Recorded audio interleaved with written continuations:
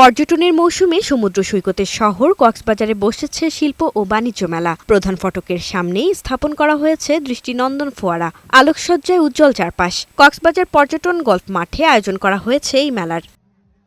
স্থানীয় উদ্যোক্তাদের স্টল ছাড়াও রয়েছে বিভিন্ন কোম্পানির 20টি প্যাভিলিয়ন। শোভা পাচ্ছে পোশাক, পাটজাত পণ্য, গৃহস্থালী সামগ্রী, চামড়া ও চামড়াজাত পণ্য, জুয়েলারি সহ হরেক রকমের পণ্য।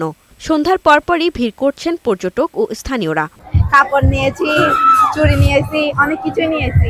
অনেক মানুষের ভিড়, নতুন নতুন জিনিসপত্র দেখতেছি। গৃহ সামগ্রীগুলো খুব আকর্ষণীয়, দেখার মতোই।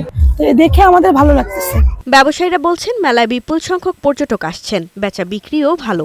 লোকজন অন্যান্য বছরের তুলনায় এবার বেশি দেখা যাচ্ছে। শিল্প ও বাণিজ্য মেলা রাত 12টা পর্যন্ত খোলা থাকায় স্থানীয় দর্শনার্থী ও পর্যটকদের রাতের বিনোদনের খোরাক যোগাচ্ছে। পর্যটকদের আনন্দ উপভোগ করার মতো কোনো স্থান নেই। এই মেলাটাতে তারা এসে আনন্দ উপভোগ করতে পারছে। এদিকে শীত মৌসুম ও বড়দিনের ছুটিতে পরিবার পরিজন নিয়ে বান্দরবানের পাহাড়ে বেড়াতে আসছেন অসংখ্য পর্যটক। মেঘলা, নীলাচল, নীলগিরি সহ সব পর্যটন কেন্দ্রে এখন ভিড়। সবাই উপভোগ করছেন সবুজ পাহাড় ও নৈসর্গিক প্রকৃতির শীতল হাওয়া। আমাদের প্ল্যান ছিল আমরা পাহাড় এবং সমুদ্র দুটো একসাথে দেখব। এজন্য মূলত কক্সবাজার থেকে এখানে আসা। এখানে প্রাকৃতিক পরিবেশটা খুবই চমৎকার, খুব ভালো লাগছে, সর্বোপরি অনেক সুন্দর লাগছে। হোটেল মোটেলগুলো সুন্দরভাবে সাজানো হয়েছে।